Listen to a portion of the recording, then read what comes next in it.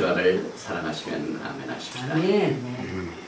우리 하나님의 성령께서 지금 이 시간에 우리와 함께 계십니다. 아멘. 오늘은 히브리 관점에서 본 종말론의 메시지 세 번째 말씀으로 말세 엘리야의 사역이라는 제목을 가지고 아주 중요한 말씀을 오늘 나누게 됩니다. 먼저 본문 말씀인 구약의 맨 마지막 성경인 말라기서 4장 4절부터 6절 말씀을 봅니다. 너희는 내가 호렙에서 온 이스라엘을 위하여 내 종 모세에게 명한 법, 곧 율례와 법도를 기억하라. 보라, 여호와의 크고 두려운 날이 이르기 전에 내가 선지 엘리야를 너희에게 보내리니 그가 아비의 마음을 자녀에게로 돌이키게 하고 자녀들의 마음을 그들의 아비에게로 돌이키게 하리라. 돌이키지 아니하면 두렵건대 내가 와서 저주로 그 땅을 칠까 하노라 하시니라. 네. 1970년대에 종말론의 아버지라고 불리우는 20세기를 말합니다. 우리 할림지 목사님께서 The Late Great Planet Earth 이 종말에 관한 책을 써서 선풍적인 인기를 모아가지고 수백만 권이 팔렸습니다.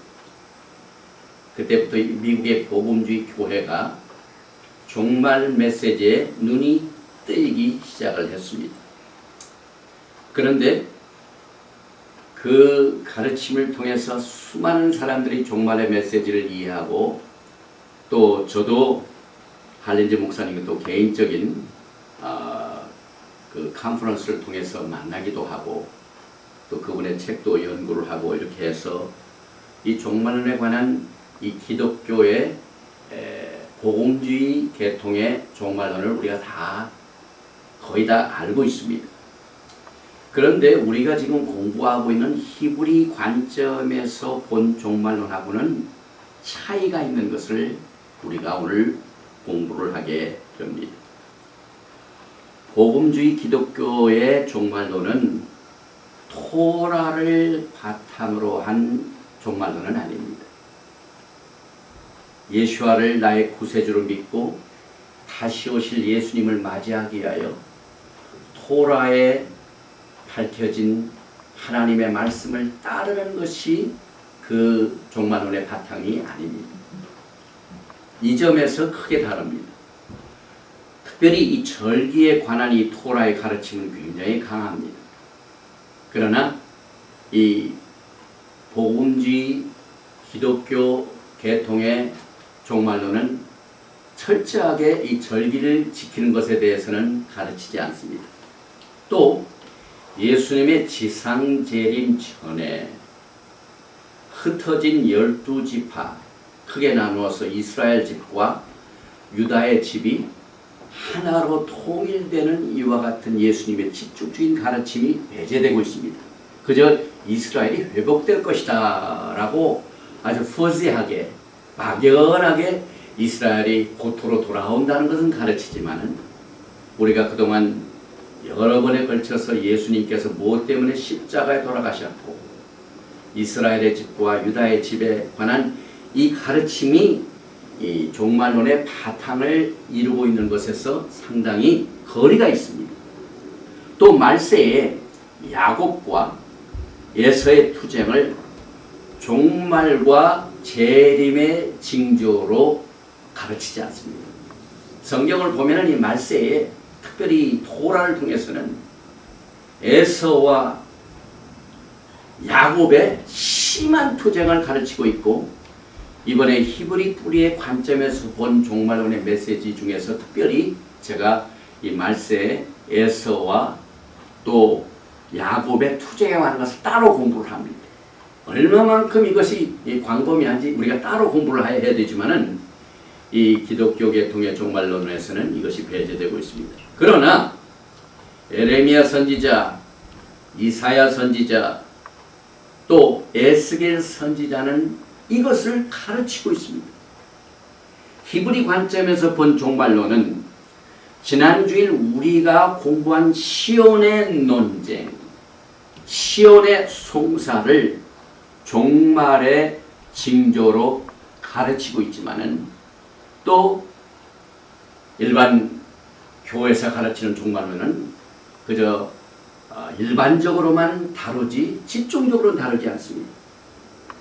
기본적으로 토라가 가르치는 성경적인 시온은 이 종말과 예수님의 재림에 관한 모든 것을 포함하고 있습니다. 이만큼 광범위하고 또 마지막 때의 징조의 그 위치가 굉장히 강하게 이 토라에서 나타납니다. 그럼에도 불구하고 복음주의 기독교는 토라를 바탕으로 한 성경적인 시온을 거의 다루지 않고 있습니다. 그래서 예수님께서는 마태복음 25장에서 열 처녀의 비유를 통하여 졸고 있는 상태와 기름을 준비한 이 슬기로운 처녀에 관한 메시지를 주신 것이 바로 토라를 바탕으로 한 것입니다. 마태복음 25장 1절 이하에 보니까 그때의 천국은 마치 등을 들고 신랑을 맞으러 나간 열 처녀와 같다 하니니 그 중에 5은 미련하고 5은 슬기 있는지라. 미련한 자들은 등을 가지되 기름을 가지지 아니하고 슬기 있는 자들은 그릇에 기름을 담아 등과 함께 가져갔더니 신랑이 더디움으로 다 졸며 잘세. 하나님께서는 마지막 때에 다 졸며 자는 영적인 상태를 깨우치시기 위하여 오늘 우리가 공부하게 되는 엘리야를 예수님 오시기 전에 보내셔서 그에게 메시지를 주셨습니다. 지금 온 세상은 2012년 종말을 떠들고 있습니다. 어제 할리우드가 만들어놓은 2012년 종말에 관한 아주 엄청난 예산을 들여 만든 영화가 개봉이 됐습니다. 수많은 예수님을 안 믿는 사람 중에서도 책을 써가지고 2010년을 말하고 있습니다.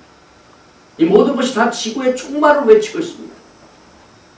그러나 우리는 토라를 바탕으로 해서 예수님께서 엘리야를 미리 보내셔서 영적으로 잠자고 있는 우리들을 깨우쳐 주시기 위하여 메시지를 주셨는데 이것이 오늘 우리가 공부하게 된 말세 엘리야의 사역을 다루고 있습니다.